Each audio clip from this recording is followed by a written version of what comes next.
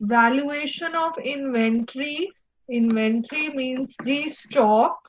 Inventory valuation has multiple approaches. तो 3 methods हैं जो ज़्यादा popular हैं regarding the valuation of inventory. Inventory कैसे हम calculate करते हैं? It is the sum total of raw material plus work in progress plus the finished goods.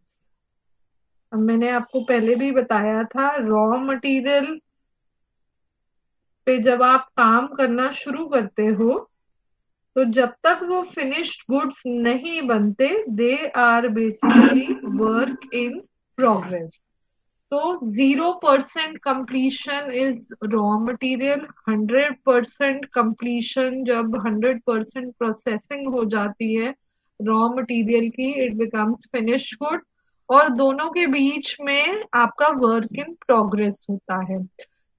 These 3 elements when added together give you the inventory of the firm, inventory of the organization. Now, for valuing this inventory, क्या value आपने अपनी balance sheet में show करनी है on the last date of the financial year, उसके लिए 3 methods follow हो सकते हैं, LIFO, FIFO and weighted average. अब इसकी डिटेल्स मैं आपको, I not take you into the details, but last in first out is that you when you are showing the sales, आप जो पुराना स्टॉक रखा है पहले उसको सेल करते हो, उसकी वैल्यू पे आप सेल्स करते हो और उसके बाद नए वाले स्टॉक पे आते हो. फर्स्ट इन फर्स्ट आउट क्या हुआ? जो आपका फ्रेश स्टॉक है उसको आप पहले आउट दिखाते हो और पुराने स्टॉक को बाद में सेल्स फॉर्म में दिखाते हो. वेटेड एवरेज में एवरेज लेते हैं प्राइसेस का. So for the time being, just understand that valuation of inventory has alternative methods, and from firm to firm basis, these methods, the choice of methods may vary. Similarly, for depreciation, I have repeated this multiple times. This is the best example where alternatives are present, and under that, straight line method is where you charge the same amount of depreciation every year. WDV method is where the percentage of depreciation charged remains the same, but the amount of depreciation varies. So in these 2 areas, we have alternative accounting policies. So this can impact the profit or loss of the firm. So it is very important that when we are making the financial statements, we should disclose the significant accounting policies which the firm is following. Disclosure is required by law, and organizations, they try to make their statements more comprehensible, more understandable for the users by including a separate statement of accounting policies they follow in the annual reports which are presented by the firm.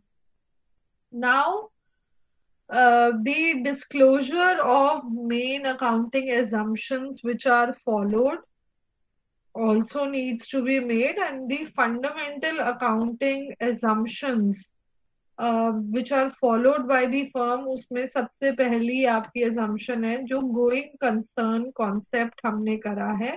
Going concern concept says that the organization is viewed as a going concern, that is, it will be continuing its operations for the foreseeable future.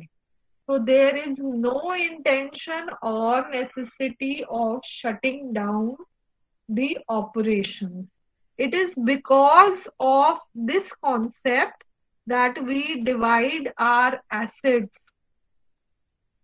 into long-term assets or fixed assets and current assets.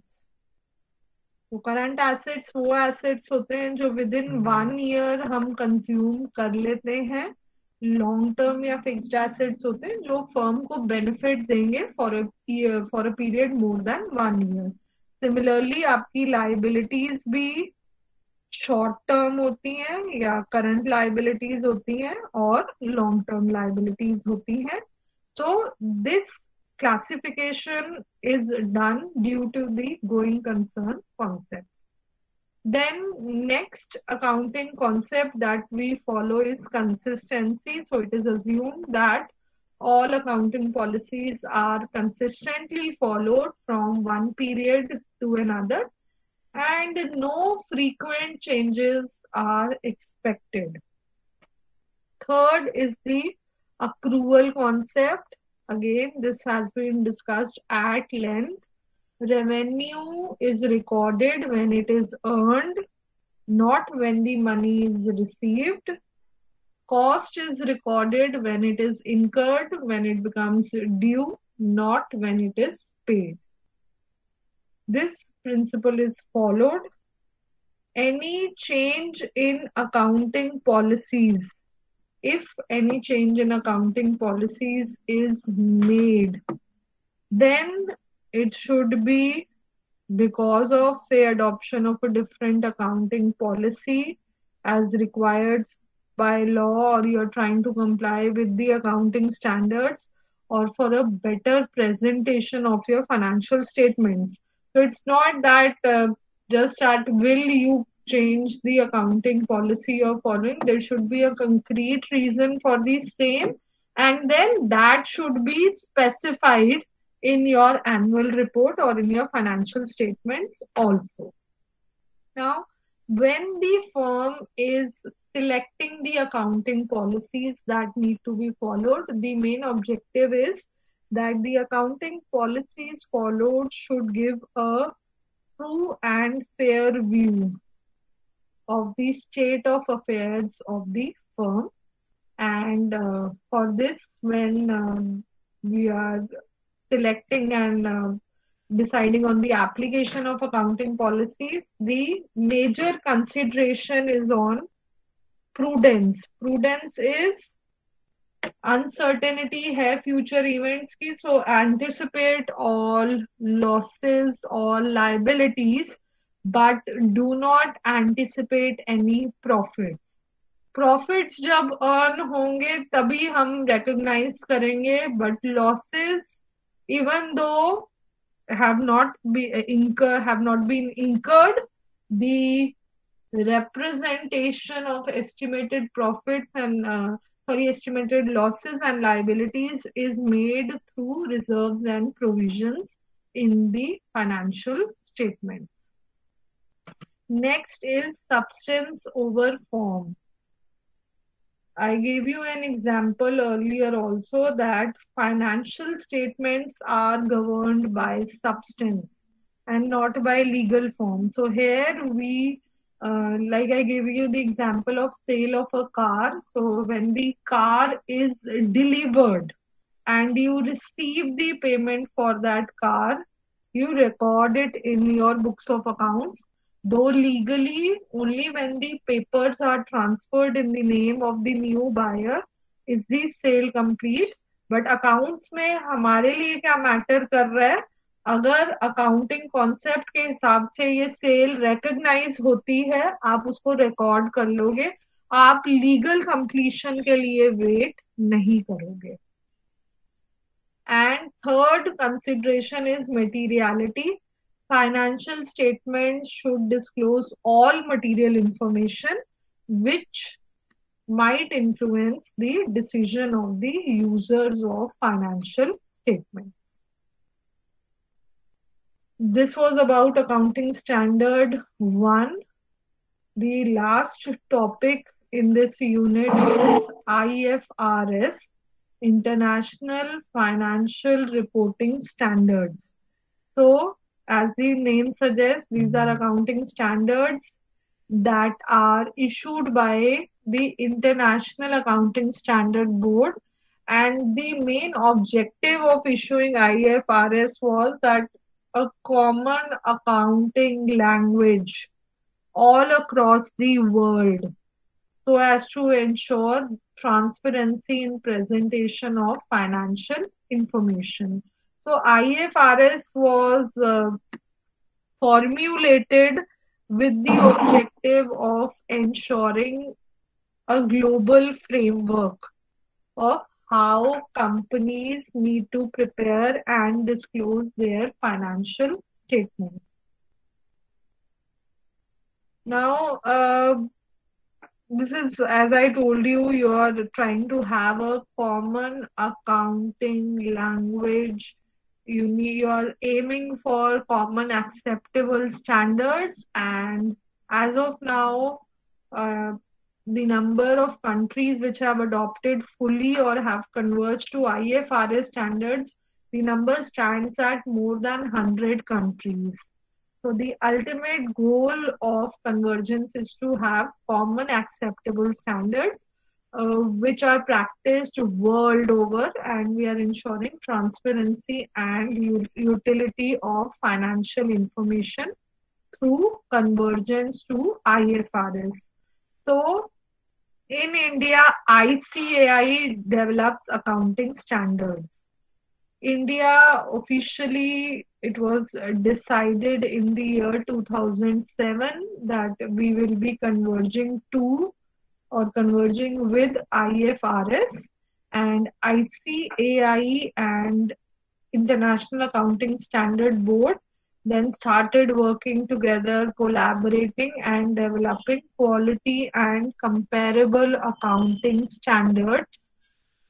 Instead of fully adopting the IFRS standards, the ICAI decided to adopt IFRS in steps. So the target period was set at April 2011. Over the years, in multiple steps, we are converging fully towards IFRS. Now, why was this necessary, or why so much effort has been made? It has been made to ensure stability and transparency, to adopt the best accounting practices, make our financial statements reliable. Financial accounting across the globe has been standardized due to IFRS, and obviously this will help. इसके फिर positive repercussions होंगे, ज़्यादा foreign investment होगी, ज़्यादा industrial growth होगी, और कोई भी information barrier नहीं रहेगा for the users of financial information. This is the timeline. So 2015 में basically start हुई थी convergence, but again I think I've missed out the challenges here. IFRS का सबसे बड़ा challenge क्या है? बहुत ज़्यादा awareness और training देनी पड़ती है to the financial professionals. And then there have been changes in Indian regulations also. In this time period, if all of you are aware of, we had a completely new Companies Act in 2013. Also, with the existing acts, you need to amend them to bring them in line with IFRS regulations. So these legal hurdles, they are a major constraint in moving towards IFRS. Apart from that, we have to update our softwares, IT system, IT infrastructure में ज़्यादा investment चाहिए, और जो small और medium business हैं India में, उनके लिए जो ये cost है convergence का, वो बहुत ज़्यादा है. With a simple GST filing जब implement हुई है, तो आज तक जो small business हैं उनको problem हो रही है to align with the rules that have been implemented. Similarly, with IFRS, you need a total overhaul in your IT infrastructure where there is a certain cost involved. But then the larger picture is that a total convergence will be useful for all nations, all companies around the world. Okay, with this, I come to end of unit 1. So